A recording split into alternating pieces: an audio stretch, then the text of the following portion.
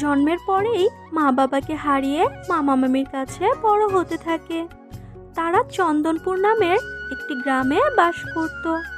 তবে মামা মামি তাকে কখনোই নিজেদের সন্তানের মতো মেনে নিতে পারেনি। তাদের কাছে রূপা ছিল বোঝার মতো। দুঃখ, অবহেলা আর কষ্টই ছিল রূপার নিত্যদিনের সঙ্গী। রূপা, কিরে মুখ পুড়ে কোথায় গিয়ে মরলি? এই তো মামি, রান্না করছিলাম। বলো তোমার কি লাগবে? সকাল 8টা বেজে গেল, এখনো রান্না হয়নি? বলে করিসটা কি তুই সকাল থেকে? নাক টেনে টেনে ঘুমাস নাকি? না গো মামি, কাল তো আমার পরীক্ষা, তাই রাত জেগে পড়ছিলাম। তাই সকালে উঠতে একটু দেরি হয়ে গেল।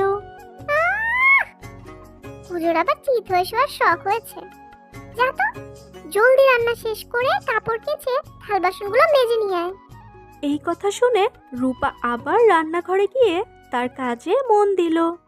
এরপর সে রান্না শেষ করে থালা বাসন ধুয়ে তার মামির দেওয়া সব কাপড় কেচে যেই না খেতে বসবে, অমনি তার মামি এসে বলল, সারাদিন শুধু গেলা আর গেলা, ওদিকে ঘরে যে এক ফোঁটা পানিও নেই, সেই হুঁশটুকুও নেই। দাঁড়াও মামি, আমি সকালের খাবারটা খেয়েই যাচ্ছি।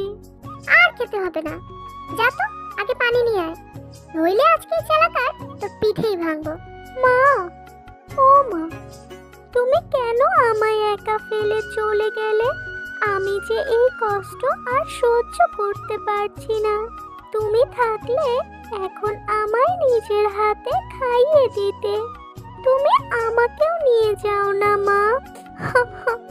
এই বলে রূপা কাঁদতে থাকে। এত কিছুর পরেও রূপার মনে ছিল একটি স্বপ্ন। একদিন সে অনেক বড় হবে, পড়াশোনা করবে এবং নিজের পায়ে দাঁড়াবে। কিন্তু তারই স্বপ্নের পথে সবচেয়ে বড় বাধা ছিল তার মামির মানসিকতা। মামি প্রায়ই বলতেন, মেয়েদের লেখাপড়ার দরকারটা কি? সংসারের কাজই তো তাদের ভবিষ্যৎ। একদিনের কথা, রূপা তার সব কাজ শেষ করে স্কুলে যাচ্ছিল। মামি, আমি তোমার সব কাজ করে দিয়েছি, এখন আমি স্কুলে গেলাম। তোর আর স্কুলে গিয়ে কাজ নেই, আমার শরীরটা কেমন ম্যাজম্যাজ করছে, একটু টিপে দে তো। ও মামি, আমার তো পরীক্ষা, আমাকে স্কুলে যেতেই হবে। কি? আমার মুখে মুখে কথা? দাঁড়া, দেখাচ্ছি মজা। এই বলে মামি তাকে মারতে শুরু করে। রূপা অনেক কাঁদতে থাকে, কিন্তু তার মামির মনে কোনো দয়া হয় না। এভাবেই দিন কাটতে থাকে। রূপা অনেক ভোরে উঠে ঘরের সব কাজ শেষ করে আর তারপরে সে স্কুলে যায়। একদিন রূপাদের স্কুলে একটি শিক্ষামূলক অনুষ্ঠান হয়। সেখানে একজন অতিথি বক্তা আসেন। তার নাম ছিল অনিমেষ দত্ত। তিনি শহরের একজন শিক্ষাবিদ ছিলেন, যিনি গ্রামের মেয়েদের শিক্ষার প্রয়োজনীয়তা নিয়ে কাজ করছিলেন। রূপা সেই অনুষ্ঠান লুকিয়ে লুকিয়ে দেখছিল এবং তার কথাগুলো শুনে মুগ্ধ হয়। অনুষ্ঠানের শেষে রূপা তার সঙ্গে কথা বলার সাহস করে। অনিমেষ রূপার চোখে শিক্ষার প্রতি আগ্রহ দেখতে পান আর তিনি প্রতিশ্রুতিও দেন যে রূপার পড়াশোনায় তিনি সহযোগিতা করবেন। এরপর থেকে রূপা আরও মন দিয়ে পড়াশোনা করতে থাকে। রূপার মামাতো বোনের নাম ছিল তুলি। সে রূপাকে একদমই দেখতে পারতো না। কি রে ঘুটে করনি, তুই আবার পড়াশোনা করছিস নাকি? হ্যাঁ বোন, তুইও আয় না, আমরা একসাথে পড়াশোনা করি। কি বললি তুই? তোর মতো খুঁটে করনির সাথে আমি পড়বো না। বোন, আমি না তোর বড় দিদি হই, বড়দের তো সম্মান দিতে হয়, তুই জানিস না সে কথা? দাঁড়া, আজকে তোকে দেখাচ্ছি মজা। এই বলে সে তার মাকে ডাকলো আর রূপার নামে অনেক মিথ্যা কথা বলল। এরপর রূপার মামি অনেক রেগে গিয়ে রূপাকে অনেক মারধর করলো।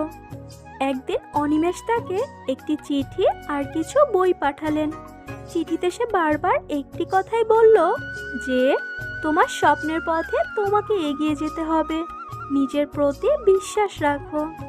একদিন হঠাৎ করে তুলি অনেক অসুস্থ হয়ে পড়ল। বাড়িতে কোনো টাকা পয়সাই ছিল না। রূপা তার জমানো টাকা দিয়ে তুলির জন্য ওষুধ কিনে আনলো। আমি তোকে অনেক অপমান করেছি, অনেক মারধর করেছি, আর আজ আমাদের এত বড় বিপদে তুই সাহায্য করলি। এভাবে বলছো কেন মামি? তুলি তো আমার বোন হয়, ও অনেক দ্রুতই সুস্থ হয়ে যাবে। তুমি দেখো, আমাদের তুই ক্ষমা করে দিস মা। এই ঘটনাটি রূপার মামির মনে গভীর প্রভাব ফেলল। তিনি বুঝতে পারলেন রূপা তাদের জীবনে বোঝা নয়, বরং আশীর্বাদ। এরপর থেকে মামি রূপার পড়াশোনায় আর বাধা দেননি। তিনি ধীরে ধীরে তার প্রতি সহানুভূতিশীল হতে শুরু করলেন। অনিমেষের পরামর্শ ও উৎসাহে রূপা শহরে গিয়ে একটি ভালো স্কুলে ভর্তি হলো। সেখানে সে মনোযোগ দিয়ে পড়াশোনা করলো এবং একসময় ডাক্তারি পড়ার সুযোগ পেল। এভাবেই কেটে যায় অনেকগুলো বছর। আর কয়েক বছর পরে রূপা গ্রামে ফিরে আসে একজন দক্ষ চিকিৎসক হয়ে। তার সাফল্যে গ্রামের সবাই গর্বিত হয়। যারা একসময় তাকে অবহেলা করেছিল তারাই এখন তার প্রশংসা করে। তার মামিও তাকে বুকে টেনে নেয়, তার জন্য গর্ববোধ করে।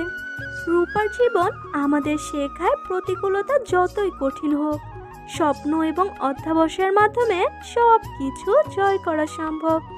সমাজের বাধা এবং প্রতিকূলতার মধ্যেও শিক্ষার আলোয় মানুষের জীবনে সত্যিকার পরিবর্তন নিয়ে আসতে পারে।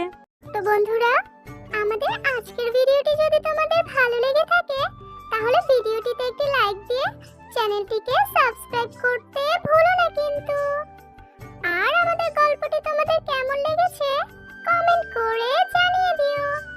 আর এরকম মজার মজার গল্প যদি তোমরা আরো দেখতে চাও তাহলে চ্যানেলটিকে সাবস্ক্রাইব করে পাশে থাকা বেল বাটনটি বাজিয়ে দিও।